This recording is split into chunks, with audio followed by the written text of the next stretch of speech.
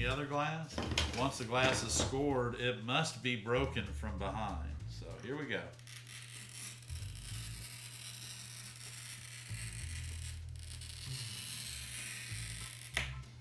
You heard it stop, don't go any further. So now we're going to take it, we're going to break it from behind. And you see our run has started. You see our run right there.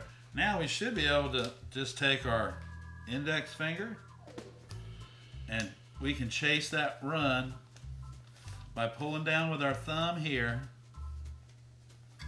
and using our knuckle as a bridge to pull the glass around. Did you hear that final crack? All right, so I want to show you something. While we were breaking this circle, the glass was breaking like this. Every time I pulled on it, it broke it. It ran a different direction.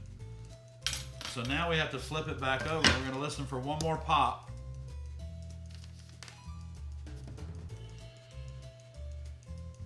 And there it is.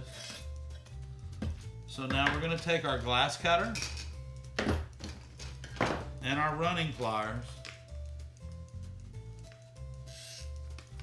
and we're going to cut into this circle. And it is under a tremendous amount of stress.